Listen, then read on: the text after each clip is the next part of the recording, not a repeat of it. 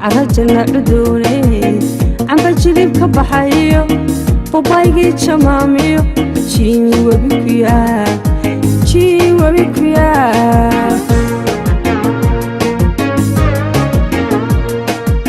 جبلان تلكيغو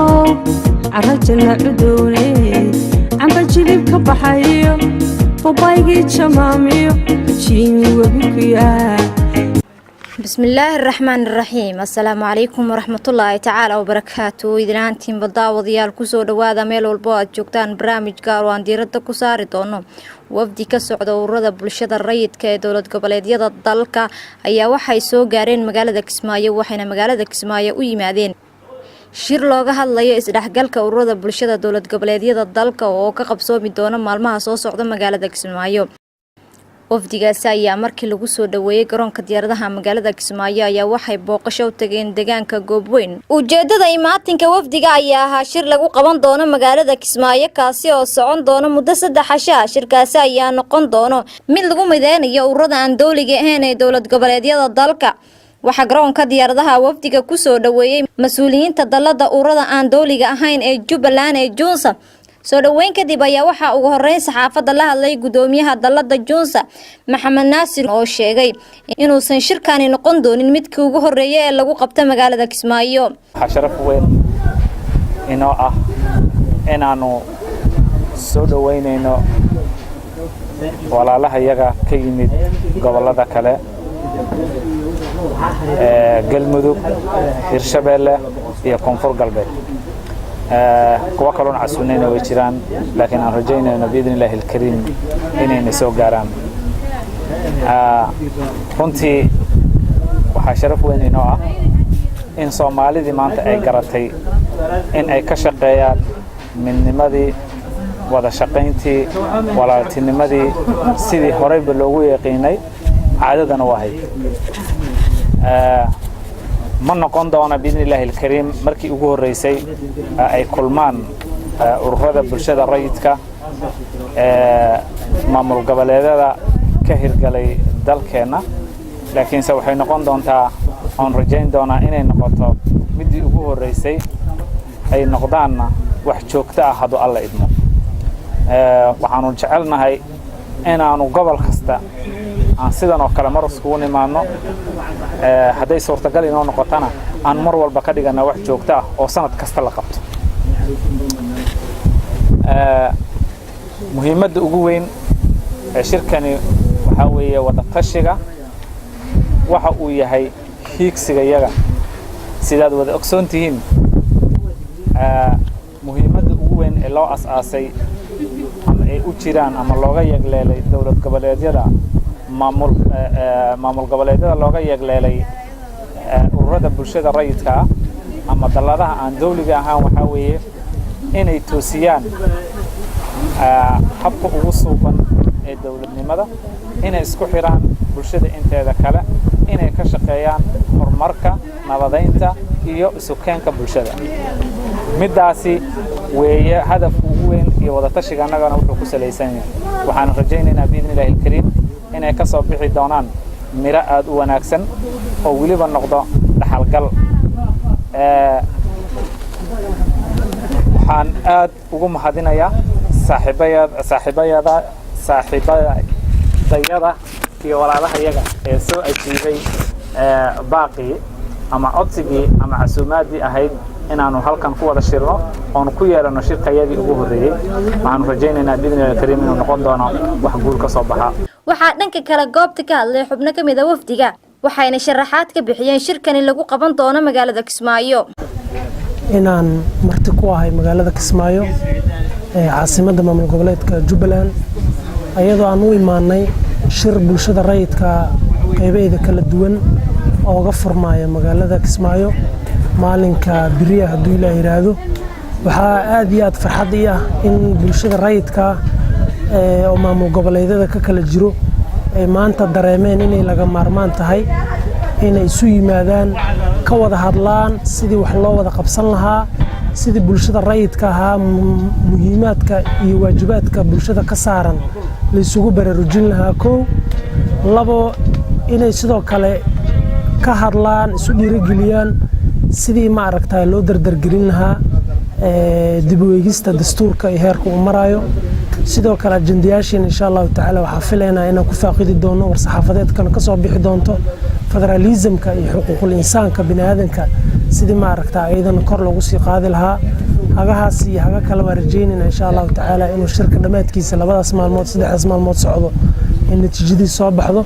aad iyo aad waxaan rabaa mar kale inaan ugu mahadceliyo hoggaanka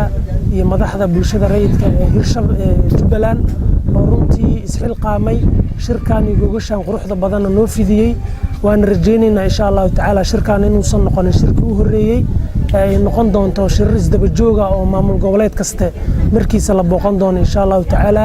waxaan rajaynaynaa insha allah mirdhal fiican inay ka soo baxaan sidoo kale waxaan rajaynaynaa maamulada kale iyo maaragtay hogaamada kale bulshada rayidka oo naga maqan insha allahu tacaala waqtiyada soo socda inay soo gaari doonaan waa mahadsantihiin waa dhownahay والسلام عليكم ورحمة الله وبركاته. لا ما بعد أنا وعبد الله عبد بريسة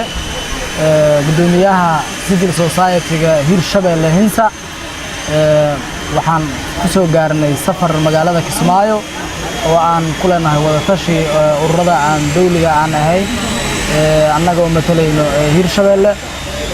أدبان أقول فرحسنا هاي إن ما تسو قارنو مقالة كسمايو ka ahaan hiir shabeelle waxaan rabnaa dhawaan inaan halkaan noogu furmo shir soconaya 3 maalmood oo ah wada tashi in aan ay ka wada tashtaan local state-yada sida Hinsa, Gunsa, Junsa iyo sidoo saaxiibkan Faisal uu sheegay in qaybaha naga dhiman sida Puntland iyo Banaadirna waxaan rajay doonaa haddii Ilaahay yiraahdo inay ku soo biiri doonaan kulumada maaragtay oo saan oo kale ah oo sii socon doono waxaan rajaynaynaa haddii Ilaahay yiraahdo in ay ka soo baxaan shirka wada tashiga 3 maalmood ee magaalada Kismaayo uga socon doono civil society-ga state-yada Soomaaliya waxaan rajaynaynaa haddii Ilaahay yiraahdo inay noqon doonto mid miradhal u ah ummadda shacabweynaha Soomaaliyeed in ay ka kaashadaan labada state-yada in dhanka haday ahaan lahayd horumarinta hadii ay ahaan lahayd in maaragtay dawladda iyo shacabka in ay noqdaan dad u dhaxeeya oo kala dab qaada iyo dhibaatooyinka shacabka haysto haday ahaan lahayd maaragtay in tababaradii iyo doorashooyinkii iyo intaba in maaragtay shacabka Soomaaliyeed in ay qayb weyn ka siin doonaan in maaragtay horumarintooda arrimaha bulshada maaragtay maxaa la yiraahdaa steedyada aad baan ugu faraxsanahay kolley maaragtay wixii faahfaahin oo dheeraad ah waxay soo bixi doonaan haddii Ilaahay yiraahdo 3 maalmood kadib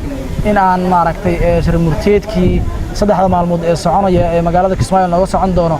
in maaragtay ay warbaahinta aan ka sii baahin doono haddii Ilaahay yiraahdo aad u mahadsantiin salaamu calaykum waraxmatullaahi wabarakaatuh waxaan ahay gudoomiyaha jilayaasha aan dawliga ahayn ee Koonfur Galbeed marka la soo gaabiyo loo yaqaan Soswensa runtii farxad ay noo tahay maanta inaan imaano magaaladeena Kismaayo oo runtii aad ugu faraxsanahay imaanshayga ani waxa ugu dambeysay 1986 waxaan ahaan jiray ciyaartooydii inta imaan jiro waxa waaye Burundi ku ciyaari jiray haddana waxaan loo sheegay in ciyaari gobolada inta insha Allah lagu qaban doono inkastoo xalay hadda fariimo kale arkaynay laakiin waa ku faraxsanahay runtii sida Faisal uu sheegay iyo gudoomiyaha waxaan rabnaa inaan inta ku qabsano shirkaas oo insha Allah 3 maalmood noo socon doono kaasoo aan kaga hadli doono arrimo quseeya civil society-ga ama ururada bulshada rayidka ee goboladan sida Hirshabeelle, Galmudug, Jubbaland iyo Koonfur Galbeed oo runtii u bilaaban doonto wax wada qabsi iyo iskaashi in la hormariyo goboladan ururada bulshada rayidka si loo gaaro maxaan ku raahdaa sanada 2020 doorashooyinkaas aan qayb galno aan u sameeyno horumar aan u sameeyno insha Allah dadaal badan aan u sameeyno marka waxaan u imaanay wada tashi ay nagu casuumeen walaalaheena reer Jubbaland waanu ku faraxsanahay waanu ognahay runtii reer Jubbaland inay yihiin dadka hadda goboladan ee ugu firfircoon waxaa ognahay dhowr shir oo meeshan ka dhacay madaxda dalka isugu timid dhowr jeer isaga soo daba noqotay waan annagana maxaan ku raahdaa waa farxad ay noo tahay maanta inaan Kismaayo inta imaano insha Allah shir aan ku qabsano waa runtii diila fiican oo horumar ah oo aan tiigsanayno insha Allah in wadankii uu isbedelay horumar loo socdo ururada bulshada rayidkana ay doorkooda insha Allah ay aad u qaadan doonaan hadii Ilaahay raali ka noqdo waa maasantiin wixii waraana ujeedada waa wada tashi shir wada tashi oo ururada bulshada rayidka ayna maxaan ku raahdaa goboladan waa wada tashi insha Allah waxaan rajaynaynaa wada tashigeena marka ugu dambeeyay waxaan ka soo saari doonaa war saxaafadeed tafatiran oo aan rabno inaan ku faahfaahino wixii aan ka wada hadalnay idinkana saxaafada dibad insha Allah ka ogaan doontaan hadii Ilaahay raali ka noqdo waa maasantiin intaasi kadib waxaa wafdiga la geeyay deegaanka Goobweyn oo qiyaas ahaan 13 kiiloomitir u jira magaalada Kismaayo halkaas oo ay ku soo qaateen waqti qurux badan oo ay ku soo damaashaadeen ugu horreyn waxaa deegaankana qadiimiga ahaa faallo uga bixiyay martida qaar ka mid ah mas'uuliyiinta ururka Johnsa maanta waxaa sharaf weyn inoo ah inaanu nimaadno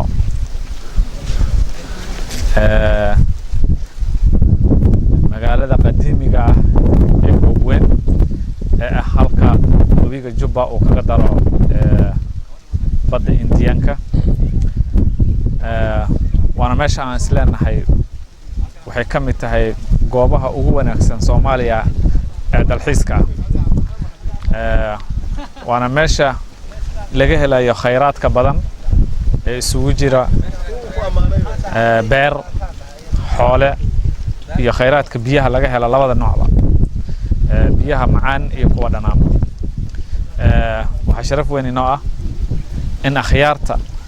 asxaabta walaalaheena ay nooga yimid gobolada kale ee dalka aanu maanta meeshan ku wada damaashaadayno kulli anaga caade inoo aheeda waan iska iimaan jirnay laakiin dad baa laga yaabaa inay ku cusub tahay waxaan jeclaan lahayn inaan weeraha iyo erayada iyo qaabka ay u arkaan iyo siday tahay ayaanu ka maqalnaa walaalahan tan kale doon yar baa meesha joogta haddii cidda rabto aad u xiisaynayso waan kori karnaa meelahaas aan ku tegi karnaa fartuun kulli hadda diyaar waaye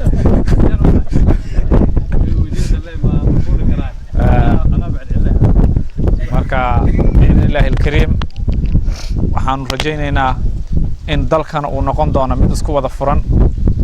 oo baaburkii Raas Kambooni laga soo qaato u tagi kara Raas Caseer Soomaalida sideedaba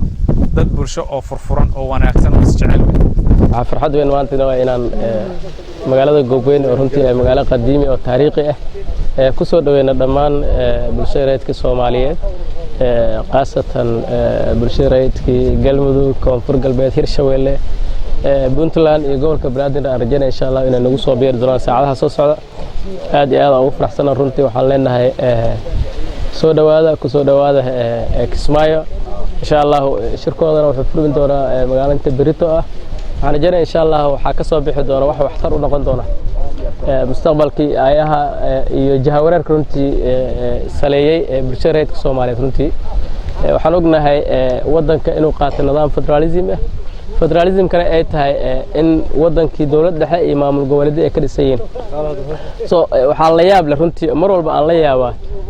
in bulshada rayidkii Puntland ay leeyihiin waa Puntland waa diyaar intii kalena ay u bixiyaan magaca la dhahaa South Central waxa amala wadanku wuxuu ka shaqeyn jiray intuu burburka sokay uu ka jiray burburka sokay uu dhamaa wadanka dawladaha ka dhashay federalism wada maamul goboleed dawladuna wuxuu leeyahay non state actor asaga gaar u ah waxaan rajaynayaa insha Allah baaq u diraa dawladda dhexe iyo dhammaan madaxweynayaasha maamul goboleedyada iyo dawladaha inay garab siiyaan non state actors ka dhashay maamul goboleedyada waxay ku saleysan yihiin nidaamka federalismka oo wadanka hadda ku shaqeeya aad iyo aad u mahadsantiin insha Allah waxaan rajaynayaa wax waxtar u leh inay ka soo bixi doonto shirka saddexda maalin oo socon doona communication insha Allah bulshada iyo dhammaan ummadda Soomaaliyeed la wadaay doona waxaan leenahay wadada cadda cagta saarnay cidniye harin sayhiin walaalaheen civil society-ga aan ku martaqaadnay maanta Jubbaland koonfur galbeed iyo galmudug iyo hirshabeelle labadaba annagoo isku duuban dhammaan reer jubbaland yar iyo weyn iyo waxaan idin leenahay soo dhowaada magaalada waa magaaladiinnii nimcadanna soomaaliya oo dhan bay u taallaa iyo barwaaqadan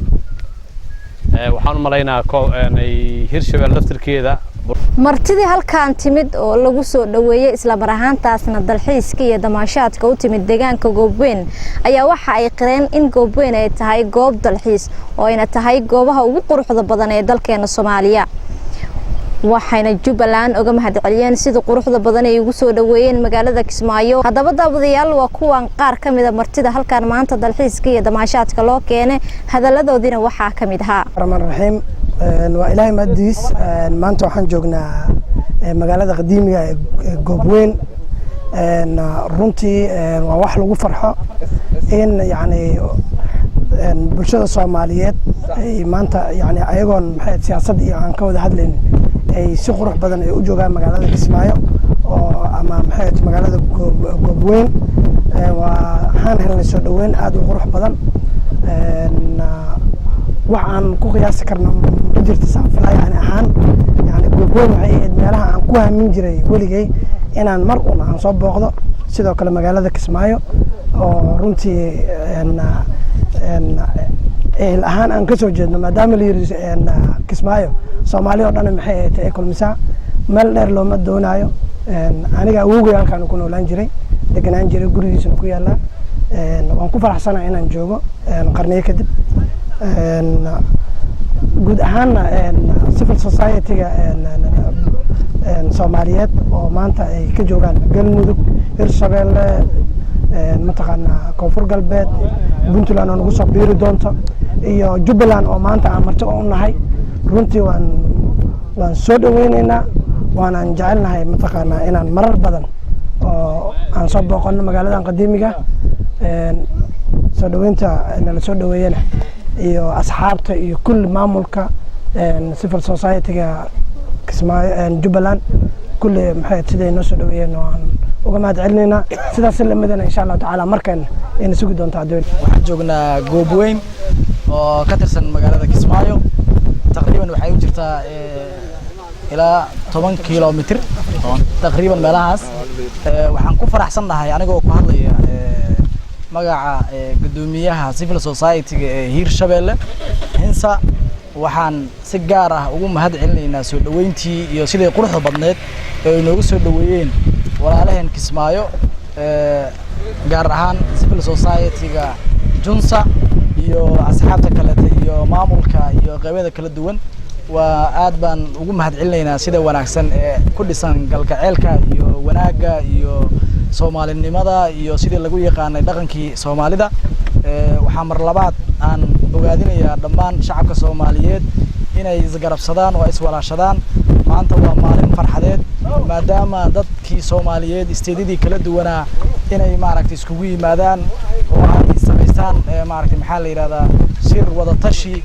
iyo maaragtay isbahaysi iyo walaalayn shacabka Soomaaliyeed maadaama hore Soomaalidii ay u ahaan jirtay dad khilaafaadka yararka ayaga u dhaxeeya inay ku dhameeyaan maaragtay maxaa la yiraahdaa gogol annagana haddii aan nahay civil society-ga waxaan u qaabilsanahay shacabka in shacbiyada maaragtay la soo keeno in la sameeyo maaragtay isdhexgal dhaqaneed in la sameeyo maaragtay maxaa la yiraahdaa wada tashi wax wada qabsi xuquuqda maaragtay dadka maaragtay la dulmiyay in xaqoodii maaragtay loo raadiyo marka maanta waxaan leeyahay waa maalin aad u qurux badan maadaama aan joogno tuulada Goobweyn oo ah meel taariikhi ah ku taalo magaalada Kismaayo tuulooyinka ugu dhowdhowna ay kamid tahay waxaan mar labaad iyo mar saddexaad mar afraad u mahadcelinayaa saaxiibaday iyo dadka aan walaalaha nahay reer Jubbaland sida quruxda badan noogu soo dhaweeyay assalaamu calaykum waraxmatullaahi tacaala wabarakaatuhu waxaan aad iyo aad ugu faraxsanahay inaan halkan noogu soo dhaweeyaan civil society-ga ka dhisan Jubbaland anagoo kala ah Hirshabeelle South West Galmudug iyo iyadoo ay soo socoto Jubbaland Puntland waxaan aad iyo aad ugu faraxsanahay inaan halkan ku kulanno iyadoo si taariikhi ah aan ugu ammaanayno civil society nagu soo dhaweeyey guryahooda khaasatan meesha aan joogno oo la yidhaahdo goobweyn aad iyo aad ugu faraxsannahay sida diiran iyo sida kalgaceelka leh oo nagu soo dhaweeyey aad baan ugu mahadnaqaynaa waxaan sugaynaa marar badan goob badan inaan ku wada kulanno anigoo civil society ah markastana si dadkeena iyo bulshadeena kor ugu qaadi lahayn anagoo ah civil society oo shanta bismillaahi raxmaani raxiim awalan asalaamu calaykum waraxmatullaahi wabarakaatu waxaan joogno waa magaaladii weynteed goobweyn waxaan u imaanay Kismaayo shirka socod doona 3 maalmood oo u socod doona civil society-ga ee maamul goboleedyada maanta oo Jimco ah waxaa ku faraxsanaa walaaleen reer Kismaayo bulshada rayidka Junsa sida quruxda badan leh noogu soo dhaweeyeen Kismaayo waa maasantiin aleena waa ku faraxsanahay soo dhaweyntiini iyo meesha quruxda badan maanta nagu martaqaadeen insha Allah 3 bari aan wada joogi doono waxaan dhihi doonaa bulshada rayidka ee maamul goboleedyada iyo tan dhammaan guud oo midda Soomaaliyeynta waxaan dhihi doonaa wax guud oo miro dhalo qurux badan ka soo bixi doono waa maasantiin reer Kismaayo waxaan idin heynaa sharaf soo dhaweyn qurux badan aan ugu soo dhaweyseen insha Allah anagana joohar galmudug Southwest sidaan islamid ah inaan idinku soo dhaweyn doono waa maasantiin anoo ku hadlayo bulshada rayidka ee Hirshabeelle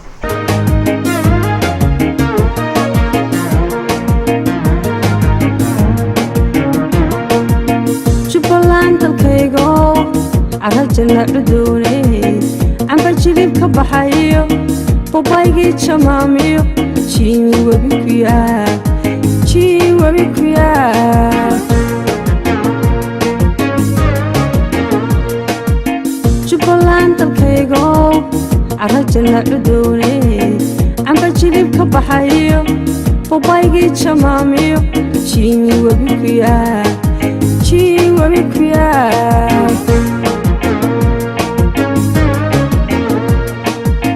Jubbaland istaagto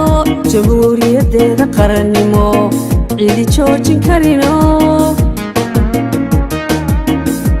daawadayaal waxaan intaasi ku soo afmeerayaa barnaamijkii gaarka ahaa barnaamijka waxaa dhanka kaamirada iga caawinaya oo aan uga mahad celinayaa Ismaaciil Cali Cabdi dhanka farsamada barnaamijka iyo soo saaristana waa anigoo Sabriin Sahal Maxamed tan intaan barnaamijkan mid la mid ah daawadayaal aan ku kulmi doono waxaan idinkaga tagayaa assalaamu calaykum waraxmatullaahi tacaala wabarakaatuh Jubbaland istaagto waa jamhuuriyad qarano cidi jooji karino